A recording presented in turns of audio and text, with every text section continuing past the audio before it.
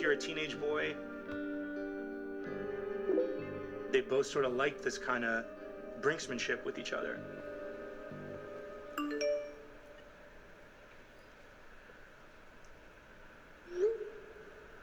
They talked a lot about, let's meet, let's hang out, when are we gonna hang out? They come to the brink of seeing each other and then they always back away. So their whole relationship was the text messages.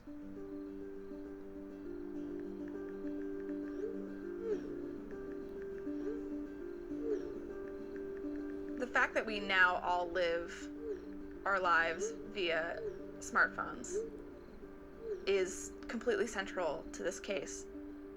It's every parent's worst nightmare.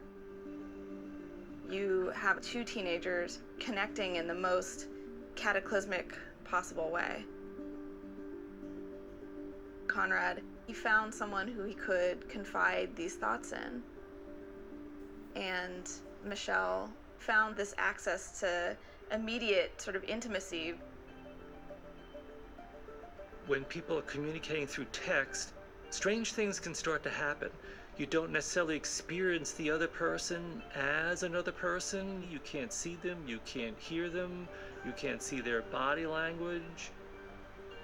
You have this voice with you all day long that will suddenly pop up and say things to you. I think in some ways people experience that as a voice in their head, almost as if it's like an internal hallucination. You're really interacting with these characters inside your mind without really understanding on a more conscious, rational level. These text messages are coming from another person with their own life and their own thoughts and their own feelings.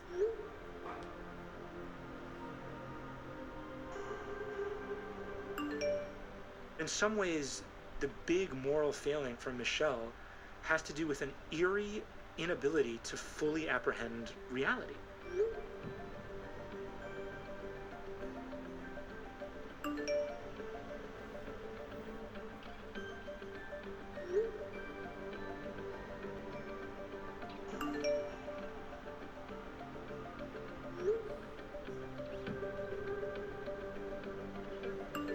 There's one level of the conversation that is a kid that's gonna kill himself.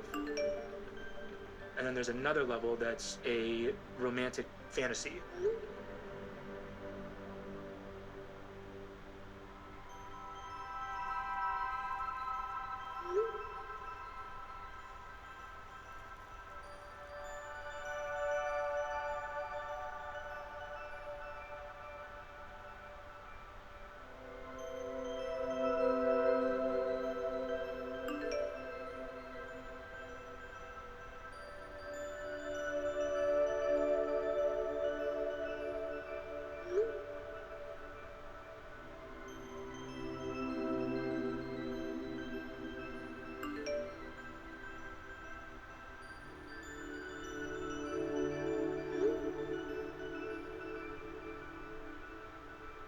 There's an amazing intensity to the messages that's totally incommensurate with the relationship they had before.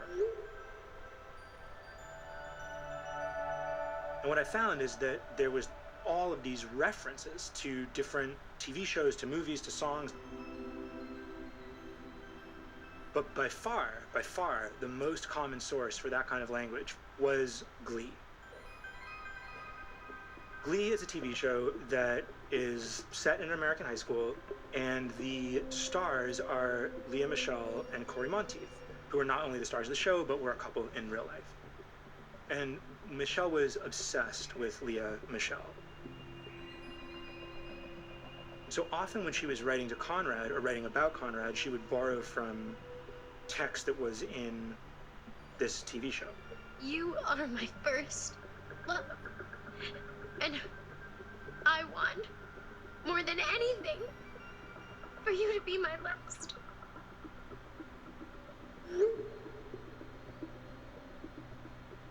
And I think she connected with LeaMichelle on a kind of profound level that went beyond what a normal teen identifying with a star, might feel like. A star of the popular show Glee found dead in his hotel room in Vancouver. In 2013, Corey Monteith overdosed in a hotel room and died. This was a year, basically to the day, before Conrad died. The cast of Glee puts on a tribute episode. LeaMichelle sings a song in his honor, and everyone's devastated because the character has died in the show. So it's an incredibly eerie piece of television because you know that this actual actor OD'd in a hotel somewhere in Canada. But in the world of the show, this football quarterback has died tragically, and everyone is singing pop songs to mourn him. And Michelle introduces that to Conrad in October of 2013. Michelle says, I just want you to know how much I love you, and it really made me think of what it would be like if you weren't here, totally out of the blue for what was happening.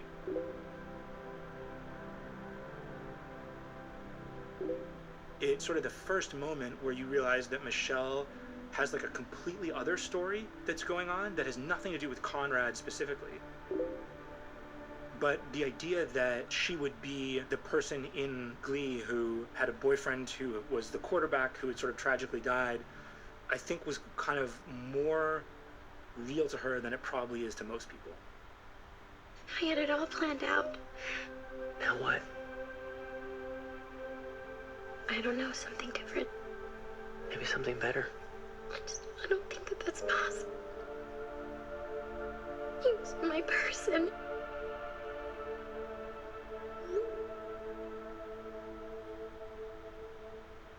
One of the eerie parts of the text messages that Michelle sent to her friends, where she quotes from LeaMichelle, is that they don't all come from Glee.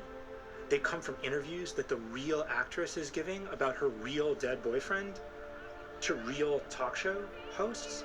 I literally lived every day of my life feeling like the luckiest girl in the whole world. I just thought he was the greatest man.